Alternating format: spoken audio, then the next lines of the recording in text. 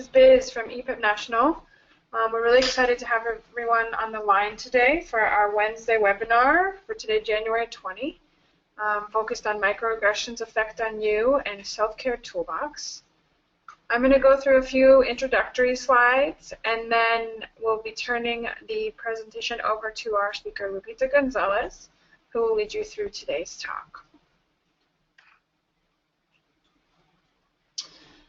For anyone who's new to EPIP, we are emerging practitioners in philanthropy, and we are a national network of foundation professionals, social entrepreneurs, and other change makers who strive for excellence in the practice of philanthropy.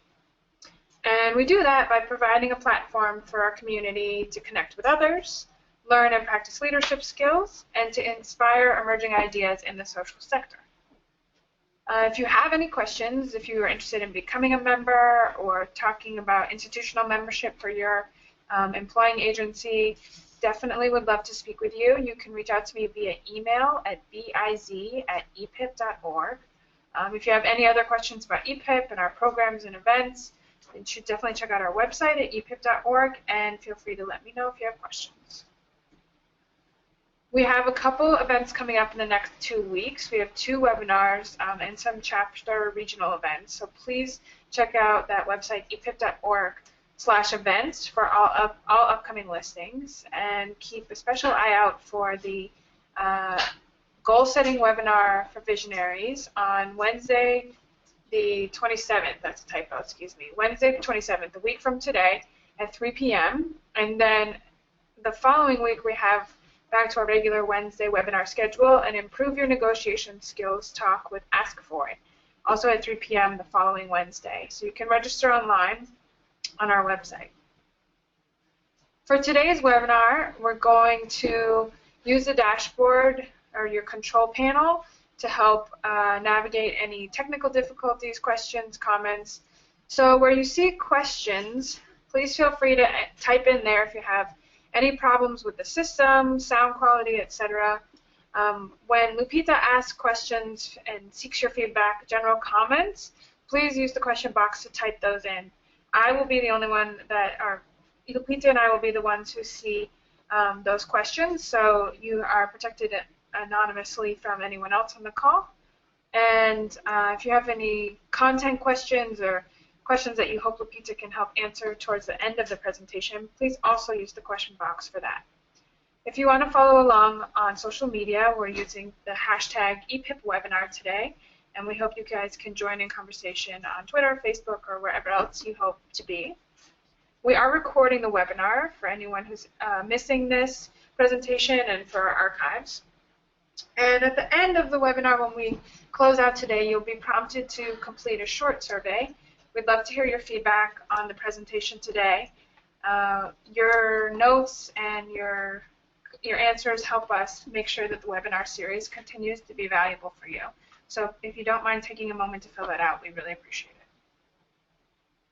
So without further ado, I'm very grateful to Lupita Gonzalez, who is part of our EPIP coaching team and has been a longtime friend of EPIP, for all the work she's done for today's presentation, bringing together some great information and resources and tools for all of us. I know there's been a really eager response to today's webinar, so we hope that you'll be engaged and excited, share your questions and feedback. And without further ado, I'm going to turn it over to Lupita. Great, thank you so much, Biz. I appreciate it, and thank you, EPIP, for hosting me today. I'm really excited about today's webinar. And for those of you who have logged on, I want to say thank you for joining me today on this webinar.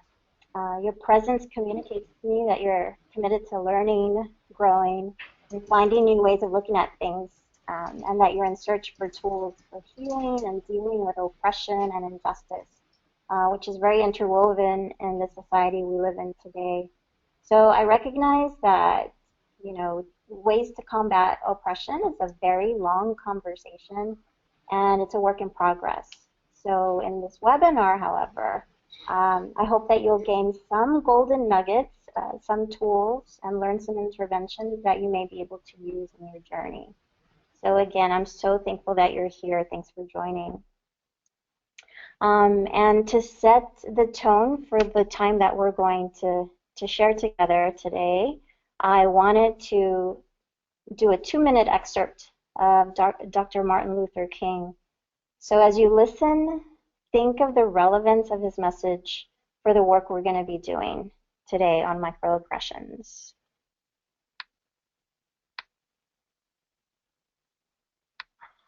The question is not if I stop to help this man in need, what will happen to me? The question is, if I do not stop to help the sanitation workers, what will happen to them? That's the question.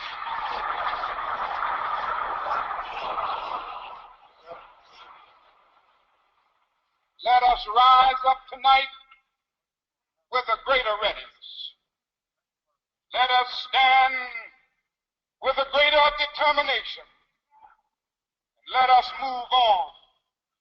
In these powerful days, these days of challenge, to make America what it ought to be, we have an opportunity to make America a better nation.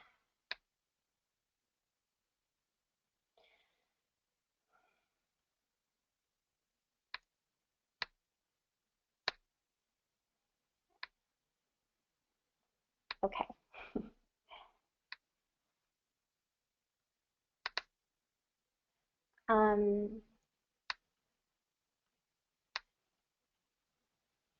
Okay, so I'm curious what you can see.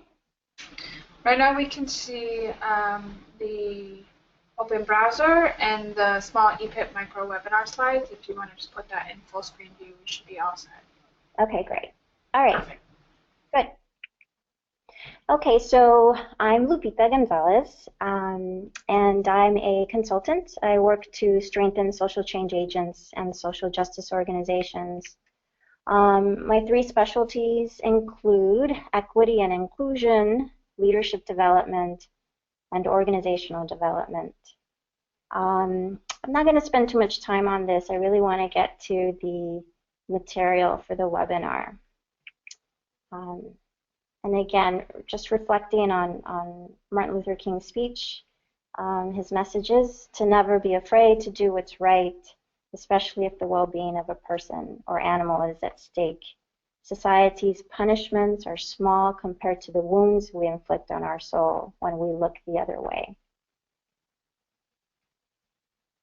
So I'm curious to know who's on the call in regard to identity and intersectionality. I know that we don't only choose one single identity. I know that there's a variety of identities we have. So for example, I usually introduce myself when I'm asked that I'm a Mexican American, and I say so because I'm closely bound to my heritage.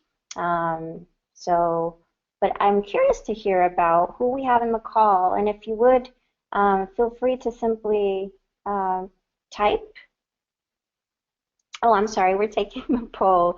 So how do you identify? If you could select Biz, you can go ahead and provide the instructions. Great. So if everyone can please take a second to choose from the selections on here the choice that really matches best to your personal identity. So if you feel identified as a straight white male, young, able-bodied, of a religion perhaps that is not questioned in your society, then you would choose the top, all dominant. And as Lupita said, if you have overlapping identities that either you feel are dominant and marginalized, or if you feel predominantly that your identities are marginalized, please go ahead and check whichever maps best for you. If you don't want to answer, that's fine. Just go ahead and click the last one. Great. So these are our results. Oh, cool. Okay, so 21%, all dominant, straight, white, young, able-bodied, etc. 69%, some dominant and some marginalized identities. 7% all marginalized identities. Okay, good. Thanks so much. Okay. Just wanted to get a sense of who's in the room. Okay, so just for the overview for today's webinar, we're going to be defining microaggression. Then we're going to go into the state of microaggressions in the US. We'll be discussing the effects of microaggressions. Then we'll go over tools to heal and shield. And then we'll touch on some microaggression interventions and Q&A. So the term microaggression was coined in 1970 by a Harvard University professor, Chester Pierce. And then when it was coined, he was using it to refer to insults and dismissals by non-African Americans toward African Americans. In 1973, MIT economist Mary Rowe included women in this, and she stated that similar insults that are directed at women are also considered microaggressions. Present day, we understand that it's the casual degradation of any socially marginalized group. Modern day social scientists have even termed microaggression as the new face of racism. So in a general definition, so microaggressions are social exchanges in which a member of a dominant culture says or does something often accidentally and without intent, malice, that belittles and alienates a member of a marginalized group. So it positions the dominant culture as normal and any other group as not normal. So there are three kinds of microaggressions. So there's the verbal attack, name calling, and behavior purposeful discriminatory actions. Then there's the micro insult. And that's the unconscious insult.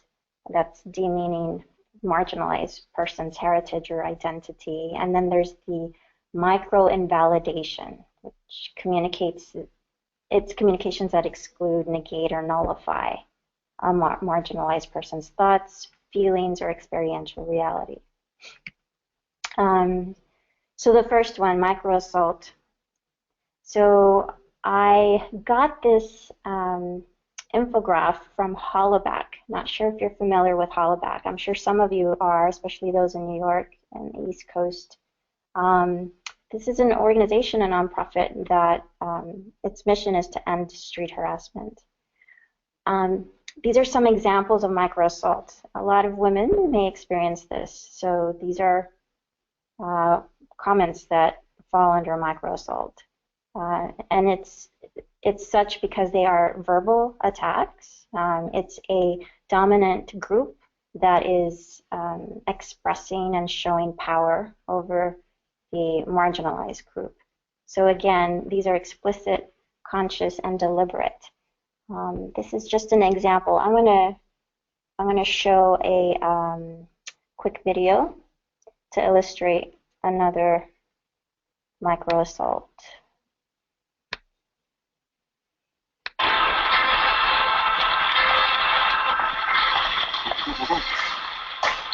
Lazy monkey. You may be the 10th one I've seen in my life, too. You all look the same.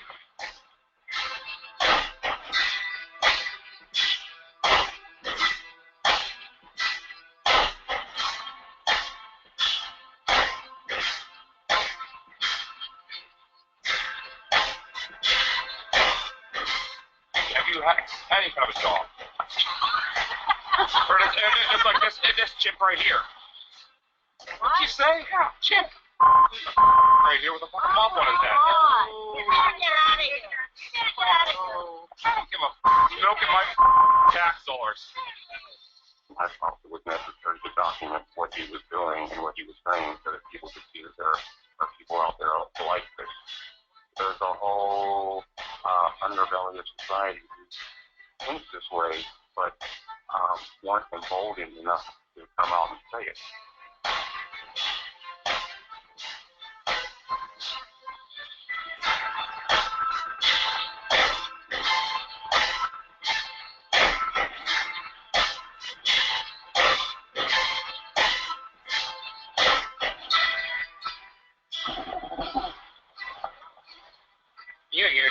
job with the mop on your head. Just cut that off.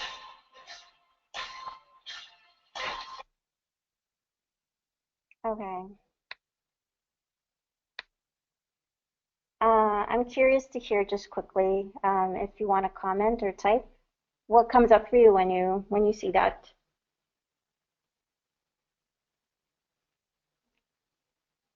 If you have feedback, you can go ahead and share it in the question box, please.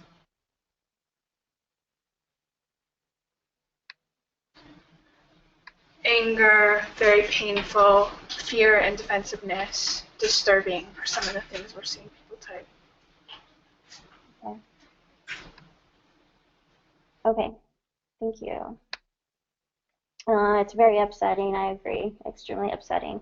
As you can tell, it's a straight up attacks, name calling, purposeful discriminatory action. That is micro assault. I want to also give an example of micro insults. So micro insults are commonly subtle. These are different in that they're very subtle, they're ambiguous, they are presented as compliments, but they don't feel like compliments at all. A friend of mine, Juan, when he saw I was doing this webinar, he's like, oh man, I have to see that because, you know, sometimes I'm left thinking that I make these things up. Like, you know, he's feeling confused, like, wait, am I imagining things or did they really say that? So for me, these are some micro insults I've experienced. So when people find out I am of Mexican heritage, they're like, wow, you're Mexican, but you seem so educated and American. Or you're Mexican, you don't look Mexican, you're beautiful. So I have another video that I'd like to share with you. Hopefully this, although it drives the point, it's a little more fun to watch.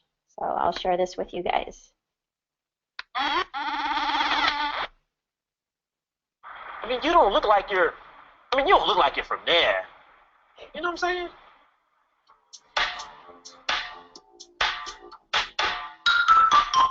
So where are your parents from? So, you're like a Latina from Spain? No, like from South America. And that is where? Seriously, how many people look like you where you're from? Oh, I forgot to tell you that Mark and I just got back from Cancun. Oh, that's awesome. I'm not from there, though. Oh, did I say it wrong? Is it Cancun? Cancun, yeah. There's Mar. What's this in Spanish?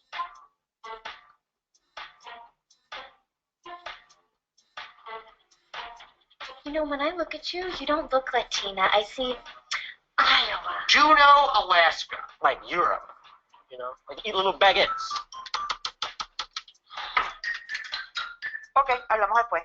Chao. Wow! That was so weird. Wow. Say something else. Me? Yeah. Hola.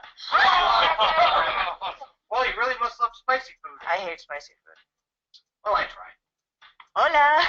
¿Cómo estás, Alexi? Hey, what's going on? Pensé que como somos latinos podemos hablar en español y nadie nos entiende en la oficina. Let's just not try so hard, okay? Left hand is super. You know, actually, I burned. Okay.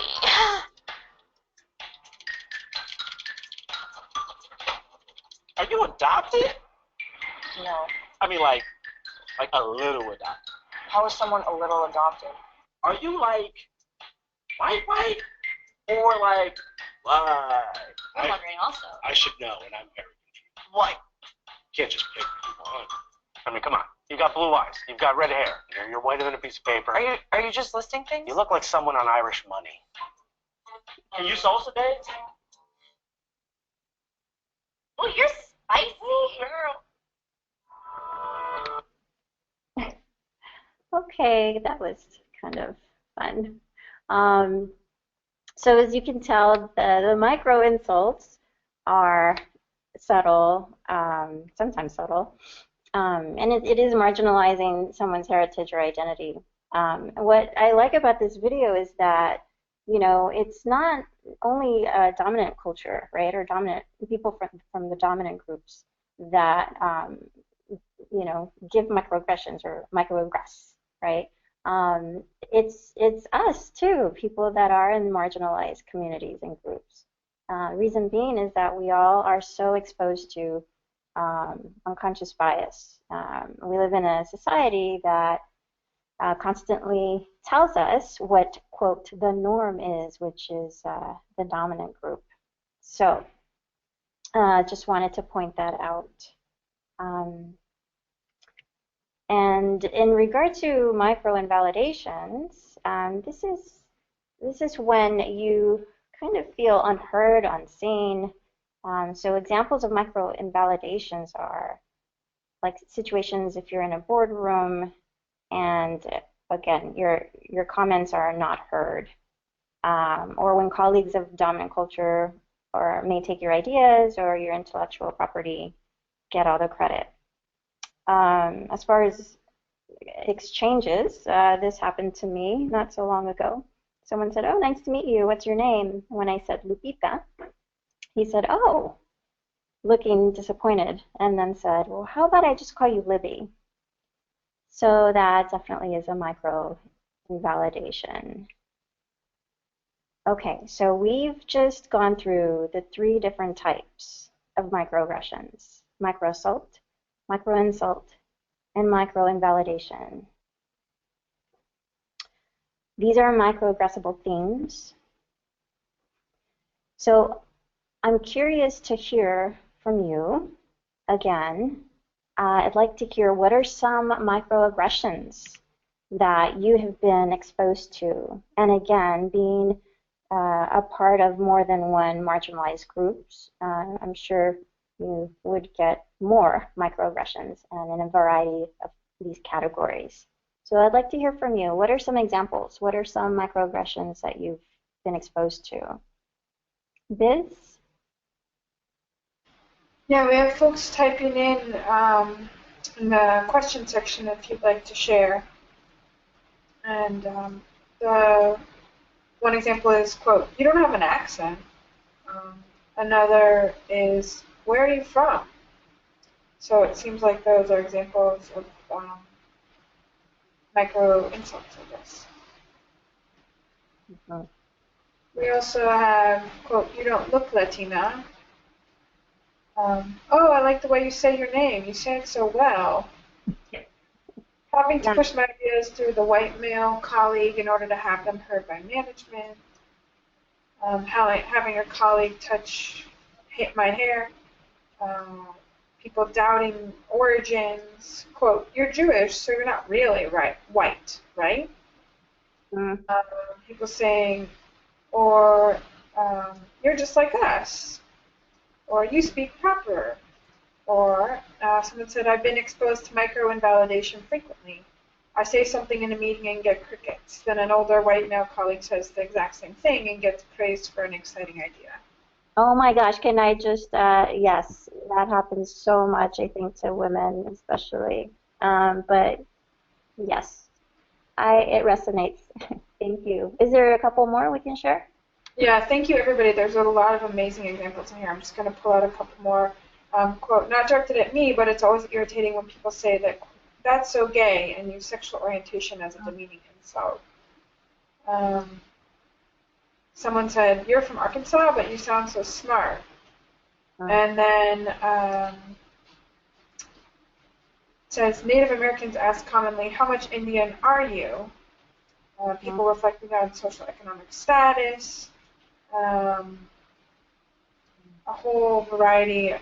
I mean, this is a profound number of things, so thank you all for sharing. But there's a lot of comments on sharing ideas and having them not heard and then echoed by others and then perceived. And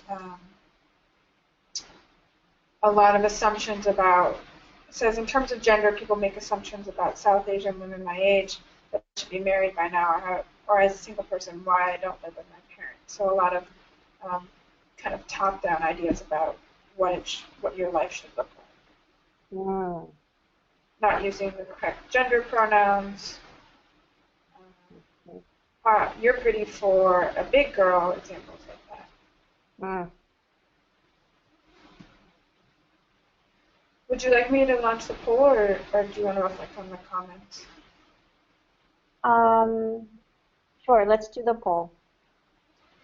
So thank you to everyone who wrote in specific examples, just to get a sense of, from the groups who have joined us, the folks who have joined us today in the group. Could you choose any of the types of microaggressions that Lupita referenced that you feel like you have been, that you have experienced? So micro-assault, micro-insult, micro-invalidation. You can click as many as apply to you.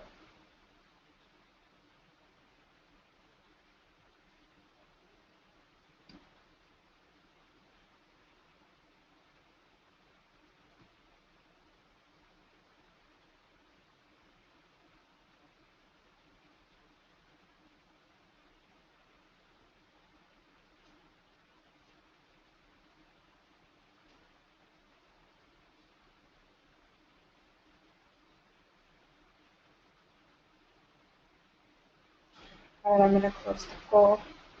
Okay. Micro-assault, 55%. That's pretty high. Micro-insult, 87%. Yes. And micro-invalidation, 79%. Very significant. Very significant. I want to reach out and give everyone a hug because I know this stuff's so tough, man. So again, thanks for sharing, for commenting, and for also taking these polls. So it's very prevalent, extremely prevalent. And I think some of us are already aware. So microaggressions don't only take place in interpersonal relationships and communications, but it's also in the media. So here are some that I just pulled that I had remembered from this past year. So Matt Damon's comment, I think that was pretty recent. Then Sean Penn at the Oscars when he awarded Alejandro Gonzalez Inarritu. And then Joe Biden, President Barack Obama.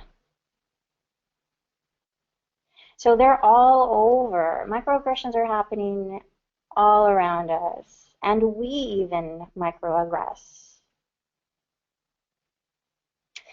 Okay, we've just gone over microaggressions, what they are, and their definitions. So let's step into the state of microaggressions in the US.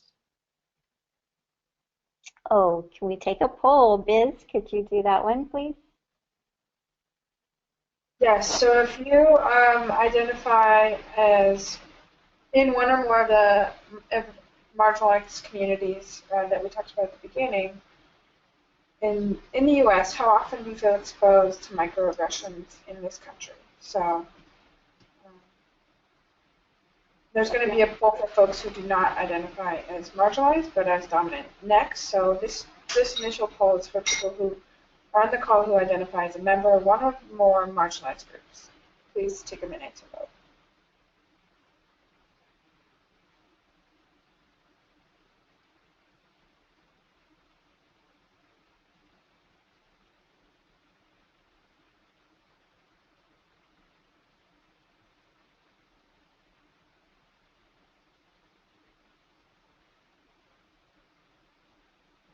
Okay, I'm going to close the poll. Okay. All right. So, okay, a number of one or more marginalized groups. How often are you exposed to microaggressions? We have the highest is weekly, 41%. But we also have monthly at 38% and daily, 15%. No one said. Oh, sorry. Go ahead. No, I just said, of course, no one said never. So, okay, go ahead. Excuse me for interrupting. The next poll is if you identify with any identity that is not a member of a marginalized group, how often do you feel exposed to microaggressions in the U.S.? So how often are your dominant identities microaggressed? Please take a minute to vote.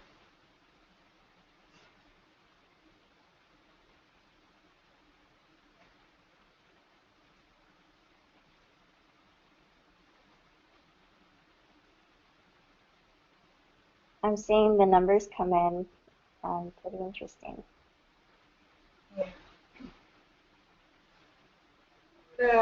So anyone wants to put in one last vote, I'm going to close the poll.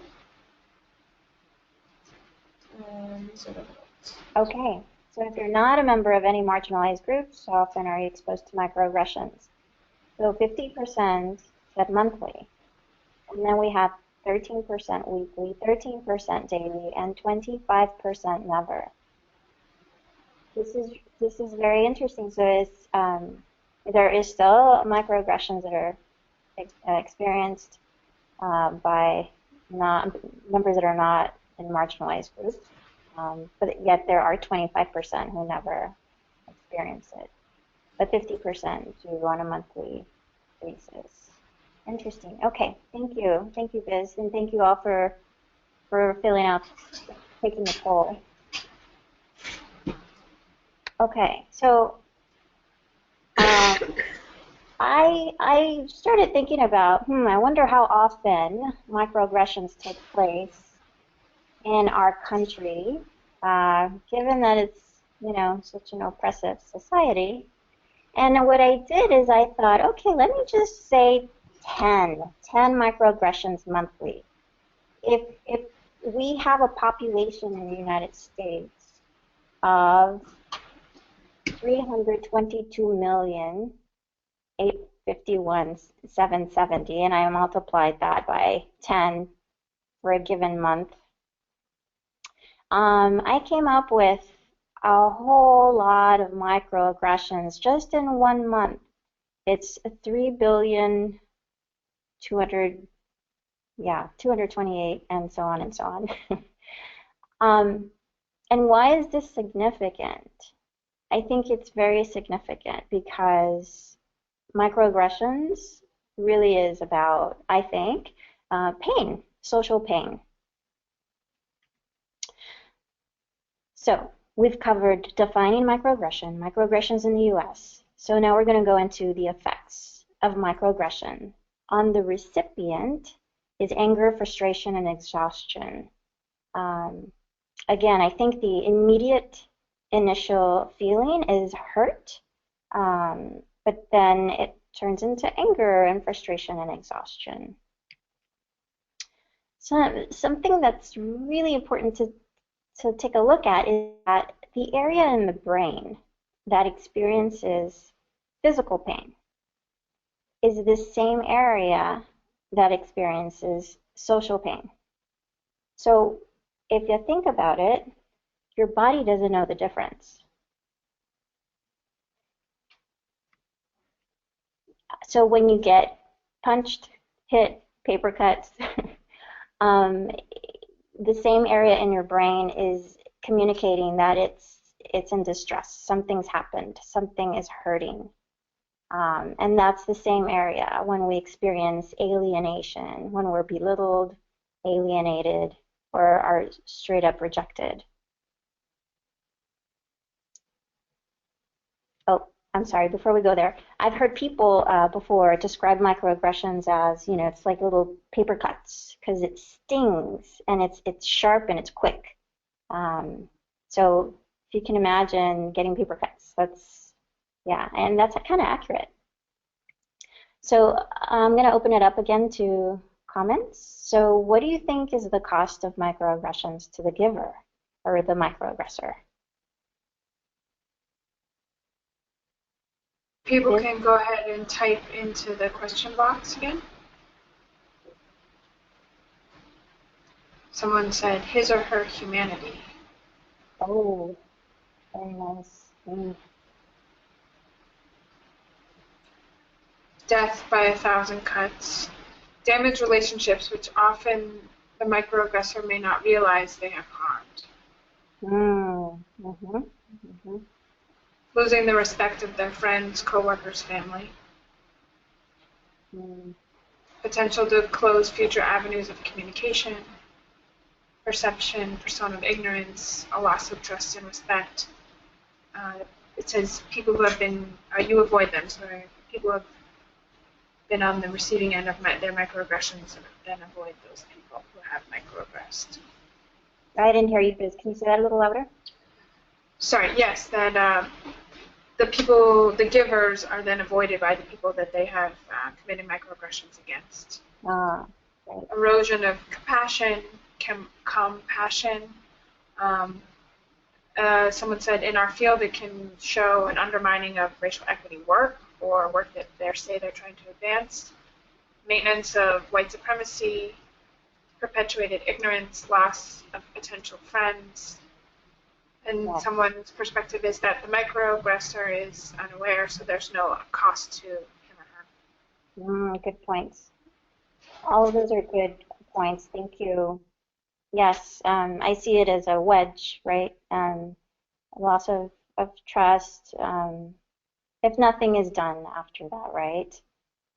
So it does affect our humanity as a collective. Thank you for all the comments. Going on to the cumulative effect of microaggressions to the recipient is diminished self-confidence, poor self-image, depression, anxiety, and trauma. These are all possible cumulative effects. If you can imagine getting a paper cut right in the same spot over and over and over and over and over and over again, that becomes a very traumatic experience. Trauma, right, so trauma, going back to that chart, that's a lot of trauma that we're creating, right? And I'm not excluded. I'm still learning. I've caught myself every now and again, like, oh, I shouldn't have said that. So this is an issue. This is an estimate of the trauma production microaggressions in the U.S. Again, this is so not accurate. This is a very rough estimate, but I'm sure we could, it's simply to give us an idea of how much it affects and how much it happens. So what do we do? Okay, let's go into tools to heal and shield. So the first step is to acknowledge that the microaggression happened, right? Trust your intuition, you know, especially with those micro insults. We're left feeling like, wait a minute, what? No, I'm imagining. Did that really happen? But you know what? If you feel uncomfortable or hurt, you are uncomfortable. You are hurt. So trust your body's intelligence, and you're not crazy or making things up. So the very first step is to acknowledge that it's happened. Second step is to really own your power. It's not what happens to you, but what you do about it. So I want to also share with you, Norman Rosenthal is a psychiatrist, and he wrote a book called Gifts of Adversity. He's written a lot of books. But in there I found these little golden nuggets, which are that we should recognize and acknowledge that there are gifts to adversity. So for example, when we experience obstacles, we gain creativity. When we experience suffering, we gain the capacity for empathy. When we experience setbacks, we gain wisdom. And when we experience trauma, we can gain post-traumatic growth. Post-traumatic growth is known in the psych industry as when a person experiences trauma, they not only survive, but they flourish. And I guess an example could be like someone who's gone through having a heart attack or stroke, and then when they survive, they have this new perspective on life, and they live so fully after that. So that's just an example. And I love this tree because, look, it doesn't even have a foundation, but it is the tallest tree there, and it's learned how to nurture itself and grow. The third step includes all three parts of you, which is to preserve your spirit, preserve your mind, and preserve your body. It's so important to preserve your spirit. If you're a religious person, practice your religion. If you do meditations, or if you enjoy, I don't know, doing things that really lift your spirit. Whatever it is that really honors your spirit, it'd be great to have that as a ritual or something that you do on a regular basis. And I want you to think about that for yourself right now. If you have a piece of paper in front of you, just think about, what would that be for you? Write it down. Would that mean, I don't know, having journaling or praying or whatever that might look like for you, or indulging in fun?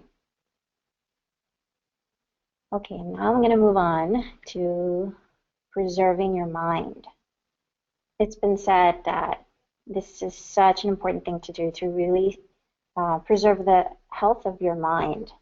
You can do that by learning new things, practicing your flow. Again, in positive psychology, which is a new branch of psychology, they describe flow as the place where your mind goes when you're doing an activity that you're enjoying, and it's challenging enough to your mind that you are very engaged in it, but it's not challenging so much that it's stressful.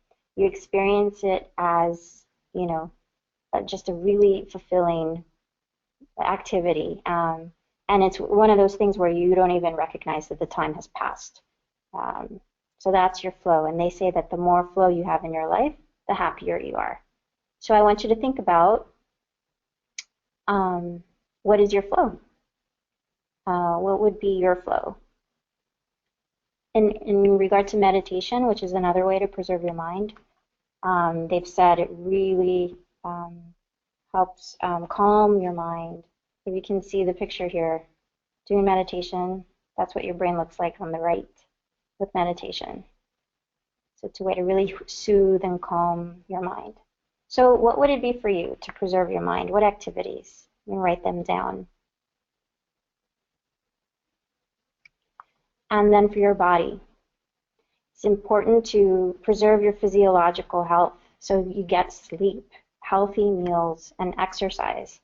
Super important. So what activities would you put in your toolbox to preserve your body? So I'd like to hear from a couple of you, and we'll just take a minute. What activities have you chosen to go into your toolbox for self-healing and shielding? Liz? Again, please share in the question box.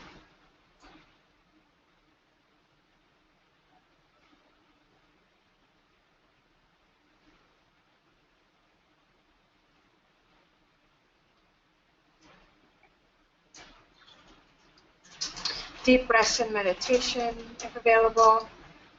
Someone says, I don't eat sugar, flour, and wheat. I eat my meals with prayer and no distractions. Mm-hmm. Would you mind going back to the slide with the list as a request so people can pull from that slide? Someone says working out, writing, doing one artistic thing a day, journaling, exercise, but in groups for accountability and social interaction, prayer, music, talking to a trusted friend or colleague, workout classes. Another new answer is coloring, like in a coloring book, or going for a long walk with the dog. Spending time alone, also being with loved ones. Spending time with people who feel safe venting to. Someone does needlepoint. Someone loves kale and wants everyone to know that kale is a bomb. Another +1 on alone time. Nice. All of those are awesome. Yeah, I love to hear your personalities through that. That's awesome. I didn't get any singers, I don't think. But that's all good. Absolutely. All those things are so important to keep in your life and to really take time to do those things. Okay, let's move forward. Okay, so now microaggression interventions. So these are some interventions you could make.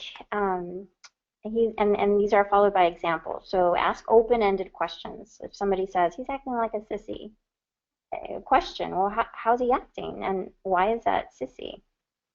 Find out the experience motivating the comment, right? So you could say, if they say, why can't they just speak English around here? You could say, it must be hard not to understand what people are saying around you. You could use exaggerated humor to highlight what's going on.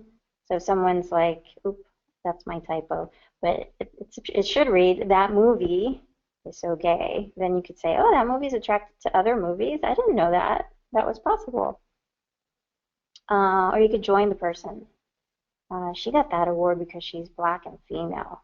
And you could say, you know, I hear that a lot. I've been trying to figure out why we seem to think when a black woman gets recognized that it must be because of diversity stuff rather than she earned it. And I'll be honest, so I took this from the source, Rosetta. These are all great, but I know very well that when you're hit and shocked by the microaggression, sometimes it's really hard to stop and be creative and calm and think about a beautiful response, right? So I'm going to say these are my preferred microaggression interventions. So like, for example, for micro assaults, because I've had those too, I think it is important to be sure of your safety. Stay calm. But just like the video that we saw earlier, you know, the photographer reported it to higher ups. He simply documented it, didn't say anything, didn't engage, but he reported it to the higher ups. You could form your team of allies to try and make a change about it, or you could start a movement. Again, that's what Hollaback did. And I had a video to show you, but for sake of time, I'm not going to be able to show you, but I could certainly share it with you after the webinar. For micro insults, I prefer to name them, call it out, and I will show you a video on how to do that if you choose to do that. Here we go. Some of you may have already seen this and know who this is, but for those of you who haven't, enjoy. Race, the final frontier. No matter what channel you watch, no matter what feed you aggregate, it seems like everybody everywhere is talking about race right now. And when everybody everywhere is talking about race, that means sooner or later you're going to have to tell somebody that they said something that sounded racist. So you need to be ready and have a plan in place for how to approach the inevitable that sounded racist conversation. And I'm going to tell you how to do that. The most important thing that you've got to do is remember the difference between the what they did conversation and the what they are conversation. Those are two totally different conversations, and you need to make sure that you pick the right. I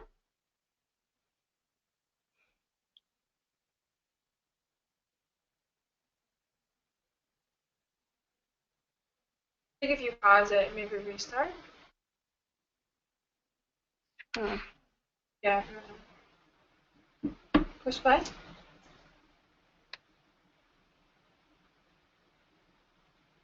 Oh. Race.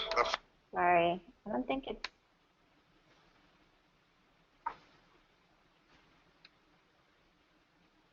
Let's try it again. Great. Oh, it stopped right there though. Well, we can definitely send out the link for that. I think we'll all get a kick out of spending a couple minutes with it after it if you want to keep going. Okay, sorry about that. No worries. I'm talking. All right, so we'll share that one with you afterward. Basically, he's saying, you know, simply call it out and call out the comment or action. Never tell a person they're racist because that's such a turnoff and that's going to let them off the hook. So simply say, hey, man, that wasn't cool.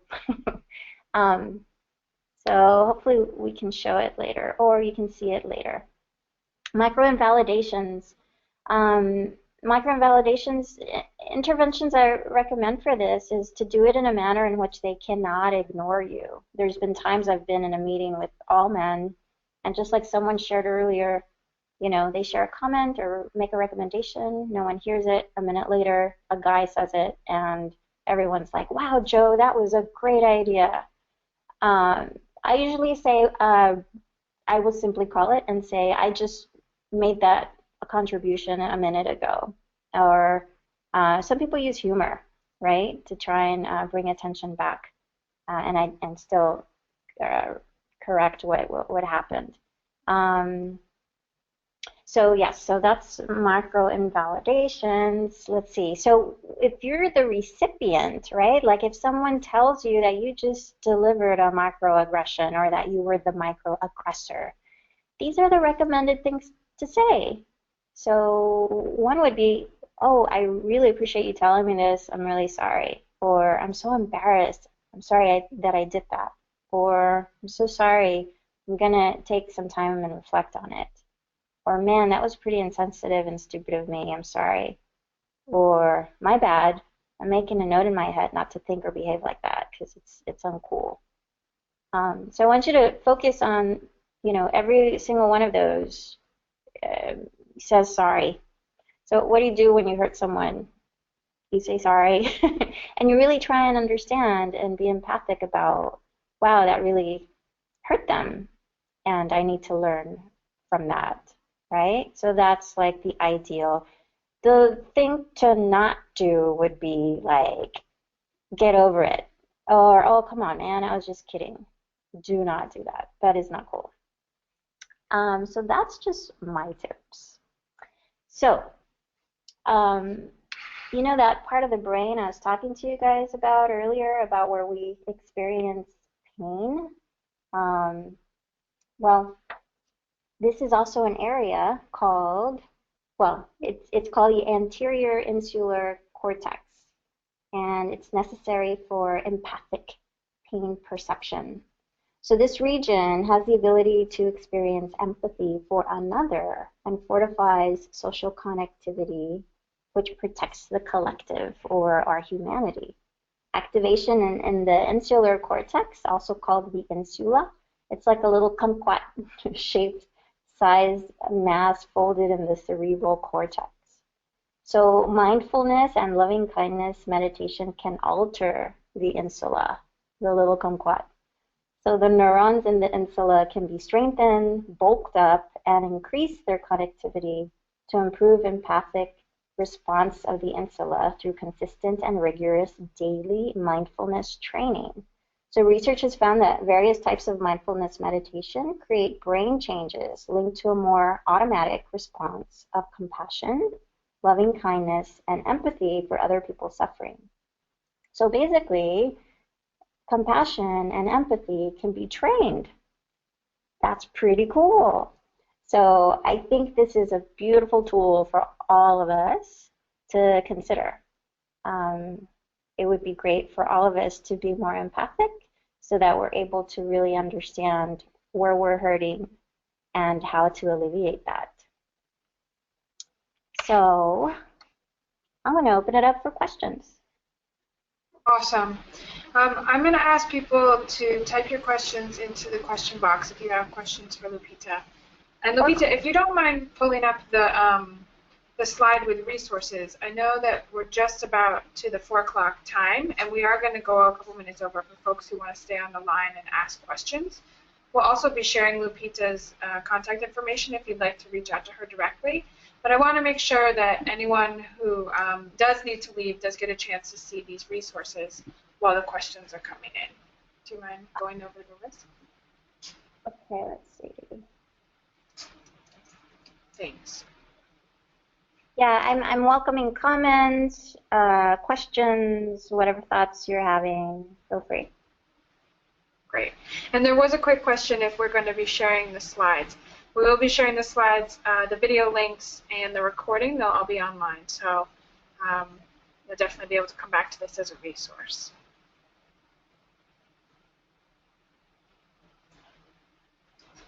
Great. People who do have to run have shared real appreciation. Thank you for the mindfulness reminders and the tie to brain science. It really solidifies how important these topics are. It's a comment. One question we have is, how can people go beyond the individual encounter to prevent and deal with microaggressions at an institutional level? Yeah, that's a really good question. So one of the resources I'll share, so Hollaback is an awesome organization that really has started a movement. So they started a movement. In regard to institutions, it's a little challenging. I think you really need to get allies first in the institution. So I think doing some homework first of who are the movable, in politics, we talk about the movable middle. Who are the people that could be swayed or could at least be open to hearing, the need for having a shift in culture around this, right? So I think first it's identifying who those people are, and then just being very, committed, but also very gentle and trying to hear where they're coming from so that it's more palatable for them.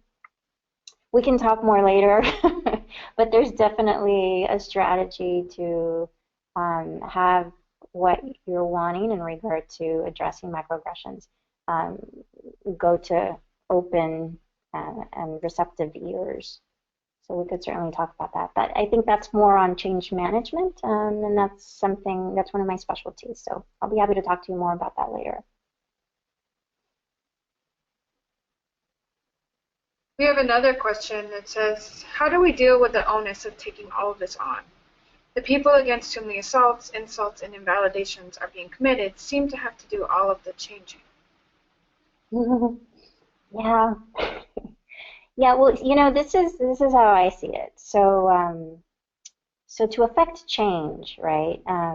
You could either think about it as, I want to change people's attitudes about something, or you have to simply change the laws and policies. So if you change laws and policies, you're not really focusing on people's attitudes, but I guess the hope is that by behaving, people's attitudes may or may not come along, but at least they're behaving in a way that's acceptable.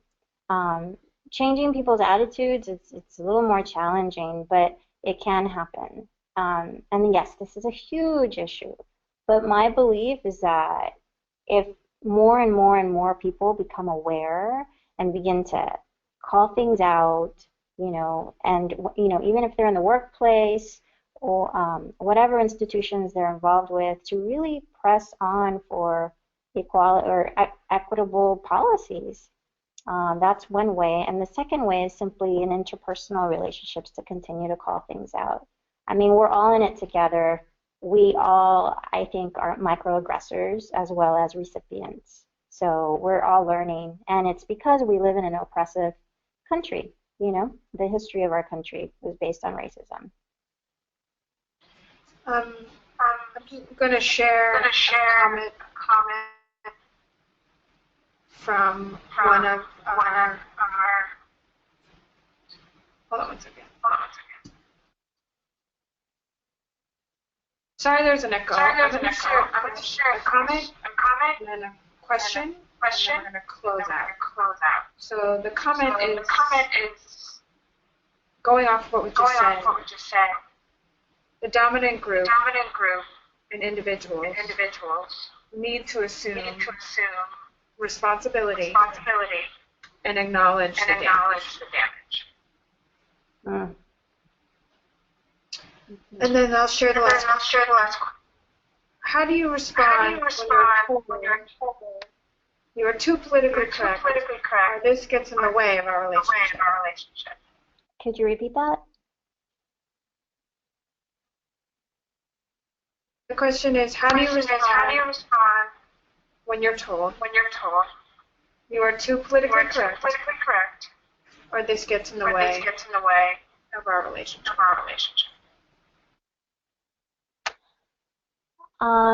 Explore it, right? I mean, I think what opens people up is first that they feel they're heard, that they are heard.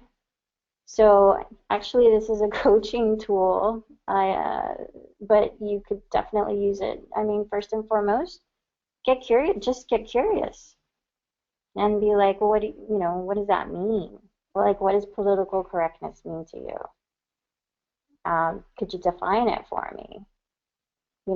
And first be clear about the terms that are being used, and if both of you have the same definition of it, because you may not, and that might help clarify things more. But I mean, when you're hit with racism and sexism, right, in everyday conversations, I think it's important to know when you're going to engage with someone after you've been hit with it, what is the impact you want to make? Do you want to simply, be safe and protect yourself completely, or not even deal with it?